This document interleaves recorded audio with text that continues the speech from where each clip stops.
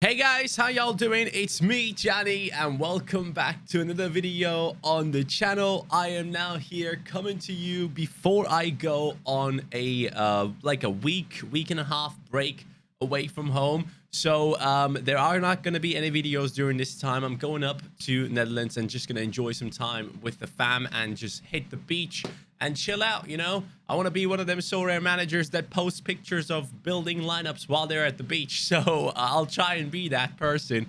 But for you guys and for you to understand and hopefully help me as well, I'm going to be building my lineups for this week and also the next week here on this video and talk about a few things that I kind of have planned for the channel, not for the channel, but for the account in the Sorare data section as well. I want to be talking about some transfer targets I have and some things I want to do within Sorare in the upcoming weeks and days. So let's dive straight in. Thank you guys so much for tuning in. MLB has been launched, by the way.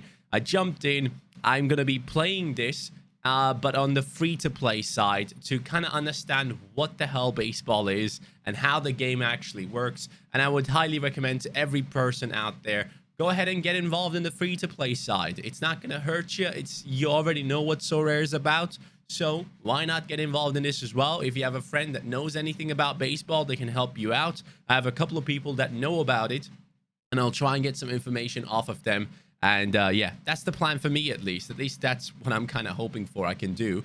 Because, yeah, it is maybe going to be a fun thing to take part in. So congratulations to Sorare for launching it. I just did not like the community event. I'm going to be honest here. There were new details or news on football to be coming within this announcement.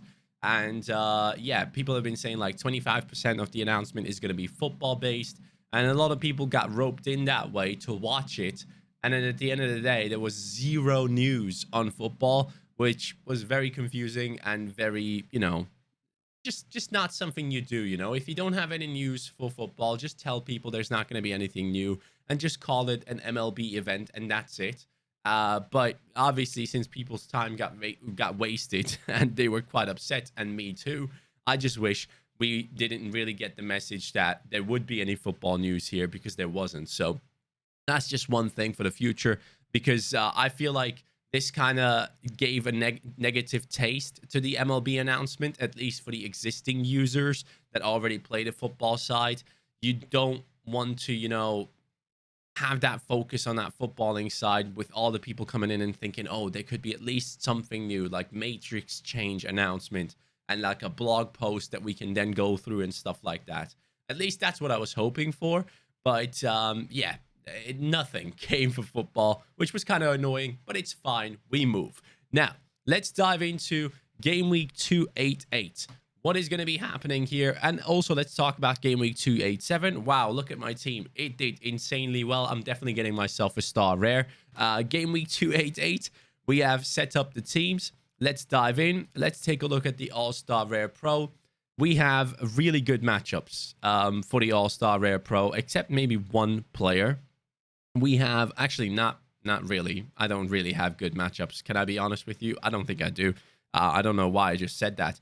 But as you can see, we have Slovic and Morishiga with the good matchup. It's 7th against last place team. Tokyo, this is their chance to have another clean sheet game. The one thing that I noticed with Tokyo is as soon as they take the lead, Tokyo plays extremely well and they keep on getting goals after that. As soon as Tokyo concede, especially if they're down 1-0 at that point or down a goal, players like Morishiga and Slovic start to kick the ball up the field and it ruins their score. So basically, what happens is every time I have these players playing, Morishiga and Slovic, especially these past few weeks, it's either a clean sheet or nothing. Like, that is kind of annoying. It really sucks, but it is the way it's going right now, and that's just the way it goes. This tactic has worked out twice to perfection. I'm hoping you can do that again soon. Now, we have Hill here because I can't not involve Hill in one of these lineups. He's due a very, very good performance. It has taken some time here, and ideally, what I need to see is that the new striker, Vidioni, jumps straight in, into that New England squad, and then we could have Hill playing in behind two strikers, which was something that he used to do when Buxa was there. They had two strikers playing up front with like Bo and Buxa, and Hill would be behind them, and then his scores would be much better. So I'm really, really hoping that we can have that type of formation back with New England, and that could be beneficial to him. Now, obviously, his scores have not been awful and lineup ruining. They have been fine, but he's due a decisive in one of our lineups. It's taken way too long for that to happen. His AA scores have been great, so once he does get that lovely decisive, his scores are going to be so much more impressive. At least that's what I'm hoping for here. So he goes straight into the lineup. Castellanos goes into it because he was suspended for midweek, I believe, and now he's back able to play. And he did have really good games lately. Castellanos has been somewhat decent ever since he has come back from that one game. Let's go dive right in here again. So you can see 61 points, then he did not play, then he got 70, 85, then he did not play again, which was obviously annoying, but it's interesting to see that there's a lot of people who have been purchasing Castellanos lately, and there are a lot of rumors still surrounding him and River Plate. River Plate have kind of failed to get someone like a Luis Suarez. That deal has fallen through, and now Castellanos is looking more likely to go there, but apparently he has kind of said that he would love to go to the Prem. Now, Leeds United seem to be the #1 team that are interested in him because of Jesse Marsh and his MLS links, I assume. But at the same time, they are interested in De Ketelaar. If Charles De Ketelaar from Bruges goes over to Leeds, I think that makes the Castellanos deal fall through completely. But apparently, De Ketelaar is also wanted by AC Milan. So there's somewhat of a striker carousel going on. Whoever goes, then that has a huge impact on the other players. So if Ketelaar hopefully signs for Leeds, that will lead to Castellanos not going over to Leeds United and maybe taking the job at the River Plate. At least that's what I'm hoping for, because he can clearly see that River Plate is a good team to go to make it to that next big step. Enzo Fernandez going to Benfica, Julian Alvarez going to Manchester City. He could be the next Julian Alvarez in that team, and that's what I'm kind of hoping for here. But having said that, he goes into the lineup, of course. He is one of my strongest strikers at the moment, playing for the strongest team. So that just made sense. Even though it's an away game, I think Castellanos can do well. And in one of the last games, he actually had really good all-round game as well. Was playing good passes, creating good chances. So I'm hoping that's going to be quite useful here. Sasaki goes into this lineup without question. He's the captain of Sanfrecce. And yeah, that just makes sense in my head. Now, on a 23 Rare Pro, we had something planned, but we sadly have to scrap it because Fuji is not playing. Haruya Fuji, the Nagoya versus Kawasaki game, has been cancelled. So that leaves us with the All-Star of Rare. And that means I can only put in 2 teams. So Osako goes into this one, which should be a good goalkeeper. Lee Han Bum goes into this one. He is back and playing. Diego without Cecilia is going to be less of a threat in the attack, which could lead to Seoul, hopefully, having a good defensive performance. In midfield, I like Pablo Ruiz, but he had a terrible last game, and I don't know if he's going to be playing. A lot of people seem to think he's going to play. I'm going to go with Acosta here. In terms of forward, we're going to go with the likes of... Where's Brenner? Why is he not here? Did I put it in under 23 Rare? Where the hell is Brenner? What's going on here? Why is he not available, lads? Can we talk about this? There he is. Okay, so Brenner's here now. I don't know what the hell happened there. So we're gonna have the partnership of Acosta and Brenner in this lineup. Then we're gonna have the likes of Lee Han Bum and of course the likes of Osako in there. Now, as the extra, we have a couple of options here to go after. Obviously, Cecilia is still injured, which means he's probably going to be back with game week 292, 294, whichever one has the K-League coming back, which is annoying, but it is what it is. We could pop in Jesus Ferreira into this one, which is my favorite option. He has the best odds here and a decent opponent rating. But Austin are first in the league. Chiellini, I don't know if he's going to play. Marlon is up against Palmeiras, so they're going to probably concede more than 3 goals. Pablo Ruiz has a very good opponent rating here.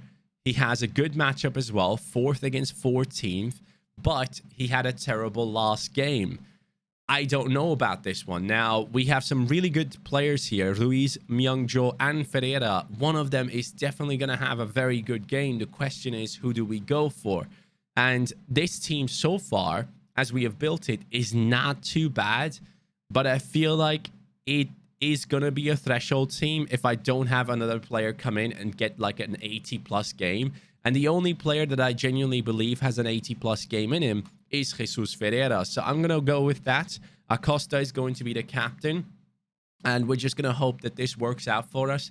Hopefully it does. It sucks to drop Pablo Ruiz and Myungjo, but that is the way it's going to go. So you can see right here, these are the lineups. All-Star Rare Pro, I have a lot of faith in. I'm hoping that it's going to work out this time. Rare All-Star, we have a good team here as well. In terms of casual, we are going with Takaoka. Verba has no game, still don't have a summer defender. Fausto Vera, Nicolas Lodero, and also Carlos Vela. Hopefully picking ourselves up another like tier 2, tier 1 common. Ideally, that's the situation I want to go after. Now, in the upcoming game week, where I'm not going to be here, game week 289, I don't think we have any players playing. Really, we have Marlon, and that's it. Which obviously sucks. In terms of super rares, we have Fausto Vera and Marlon here for game week 289. So that means that's another week of us not having a lineup, which sucks, but it is what it is. Then going over to game week 290, All-Star Rare Pro, we do not have a lineup by the looks of things, which obviously isn't ideal, but it is what it is. I only have 2 super rares in Fausto Vera and Keaton Parks. Keaton Parks is not playing. He's still injured, so with Fuji not having a game, we can't line up an All-Star Rare Pro, especially with the Tokyo lads not having a game. All-Star Rare, though, we can go with something like this, and that's going to be the only team that I can put out. We have players like Ruiz, Ferreira, Brenner, and Chiellini as options as well. We are going to be having Niklas Hedel back, hopefully confirming that he's going to be the main goalkeeper for that team. Then we have Cuiabá up against Coritiba. That is going to be a matchup for Marlon that I hope goes into his favor. Acosta is going to be jumping into this lineup alongside Castellanos and Gil.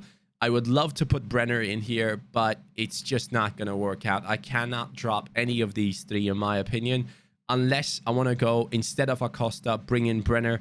I don't want to do that. So game week 290, that is going to be my lineup. Let's dive into my thoughts about what I would like to build in the Champion Europe area. So Champion Europe could be absolutely massive in this upcoming season.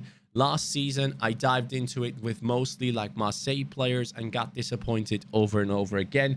Let me show you guys what my ideal Champion Europe lineup for this next season would be. So what I want to have is, I want to buy myself a Gregor Kobel.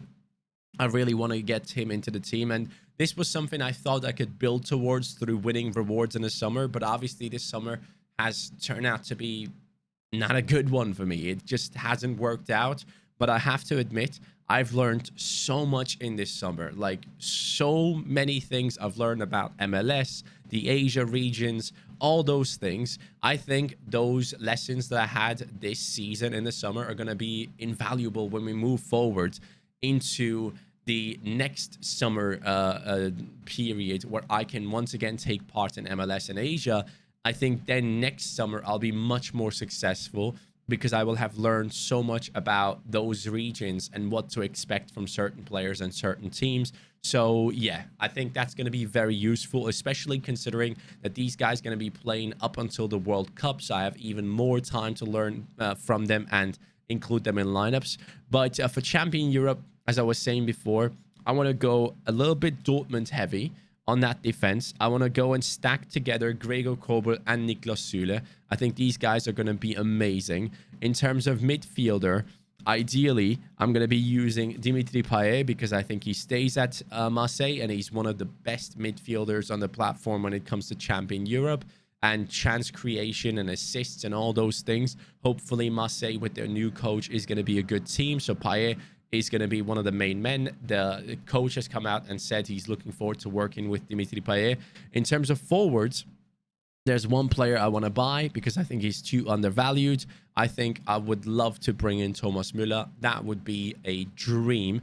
So ideally, I want to go Kobel, Süle, Payet, Müller, and then we obviously have a bunch of options. For the extra position, I have the likes of Mazraoui. I have Vitinha, who now plays for PSG. Could be an insane player if he's settled in that starting lineup. I also have the likes of Sinisterra, who has just moved over to Leeds United. Based on his performance and matchups, we could have Sinisterra in here as well. But just for the sake of this, ideally, I would like to go Mazraoui. Let's go defender. He shows up. Hey, let's go. So the way it would work is we would put this team together for Champion Europe. I think that is definitely a team that can compete. Obviously, the price of the players right now is around 6K in terms of like average price. I am still very much bearish on the market. In the last few days, when we take a look at Bitcoin and how things have moved, we have been retesting the 4-hour 200 moving average, and that blue line is what I'm talking about. That blue line needs to be recaptured for me to be bullish again. And I think within the next couple of hours or days, we're going to go back up here, bounce off it, and drop down big time, because there's nothing in terms of like macroeconomics that is bullish right now. And just some news coming out of China that the housing market over there might be crashing very, very big. And that could have a huge effect on the entire market in general, not just crypto, but your stocks in general and everything. And we are just not in an economic situation where things are looking up again. At least that's my personal opinion. This is not financial advice. So I fully expect a big drawdown in price to happen. And I expect ETH to come down about 25% from that 1.2K mark that I marked earlier on. We are bouncing off this 4-hour right now. As you can see, it's showcasing as big resistance. And as price was going up here, after the big drop and huge volume, we can see that the volume is dropping right here. And the RSI is reset, which means we are perfectly set up for another big dump. I fully expect this range that I marked before to come in. Now at this point, it would be around like a 20% drop, a 21% drop. I do think that's going to happen. And when that happens, that's the ideal situation for me to dive in and get these players on the market for lower fiat value. And yeah, that's just what I'm looking at. But ideally, I want to bring in these players. That would be a dream. But we're going to see how this works out. Hopefully, we can win some rewards. Finally, man, it has been weeks and weeks of us going through the summer period and just not winning anything, which obviously is very disheartening. And I've realized myself that what happens is, when I'm not winning, I tend to care less and less about thinking about lineups and making the right decisions and all those things. Those things go out the window, but it shouldn't, because I keep getting disheartened. But I shouldn't be that way. I should be looking forward to attacking every single game week with the utmost conviction. But it hasn't happened lately. But I genuinely cannot wait for the European games to come back and for me to have more options to play the matchups game and just do better at what I'm trying to do. So yeah, as you can clearly see, ever since we have started like winning rewards in game week 234, and we are now approaching 290, and I would say we have not won enough. But at the same time, the lessons that I've learned and the things that I'm going to hopefully change moving forward based on experience, they are going to help us do much, much better. And yeah, that's something that I'm really, really looking forward to. And of course, I am massively looking forward to the game weeks where everyone is back. When we go into like game week 296, I think that's one of the first ones where everyone is going to be back. In terms of like All-Star Rare Pro, let's go ahead and put together a team here. We have Masato Morishiga right there. Then in terms of midfielders, I have the option of choosing a Dimitri Payet. I have the option of Kökçü, who could be staying at Feyenoord, especially since he just got injured apparently. That could be huge. So I could have someone like a Kökçü dominating with getting like 60 plus 80, 90, 100-point games, he could be jumping right in there. Cecilia, then at that point, will obviously be back and fit. We will have the option of using Sinistera if he's doing well at Leeds United. That would be lovely. Let's say Cecilia against Ulsan, obviously not a great option here. But we have a Hill with a great matchup against DC United. We could pop him in here. Or we could use that Dimitri Payet. So I'm thinking as long as I don't have that Champion Europe team set up, we're going to be in a great spot to use a lot of the players that we have in the best way possible in the All-Star Rare Pro and All-Star Rare regions, and just put together really solid teams alongside the under 23s. I think ideally I would like to play under 23 Rare Pro, but like I would like to play both under 23 Rare and Rare Pro. I would probably put my MLS/Asia players into under 23 Rare. So we would go something like this. We'd put in the likes of Lee Han-bum or Sacco. We'd put in someone like a Pablo Ruiz. Then we would still use one of these lads, I guess, based on matchups. That would be Castellanos. And then as the extra for this team, I would assume I would go something like Brenner, for example, and then just captain Castellanos. And for the under 23 Rare Pro team, then I would go something like Hadel. I would use Saliba. I can use someone like a Kökçü, for example. Then we can go ahead and use Sinistera and Vitinha. Now, of course, this is not necessarily an under 23 Rare Pro lineup that you would look at and think, oh, this will be amazing. Now, first of all, these guys are very, very good scorers, but I would need some super rares. So ideally, I need Fausto Vera to make that move across to go to Genk. If he does that, this is going to be an amazing player for me to have. So he's still going to be very much usable for the Rare Pro division. But of course, I would need a second player to come in and play in the under 23 Rare Pro, which could lead to me being able to use Saliba in Champion Europe, because I would ideally get rid of Saliba and bring in a super rare defender here who, in my opinion, I just love Boubacar Kamara. I think he's absolutely amazing. And I think Aston Villa, with the likes of Diego Carlos, with the likes of Kamara, with Emi Martinez in goal, he could do really well there. I truly believe in this kid, and I will not lose my faith in him. I think he's going to be a quality player for me to use. If I can get a hold of his super rare, that would be a dream. But yeah, that's going to be it, guys, for today. Thank you so much for watching. Hopefully things are going to go well during the period I'm gone. If I do get myself any big reward, I'll make sure to screen record it and post it on this YouTube channel. Guys, thank you for watching. Have a good day. Take care and good luck. Peace.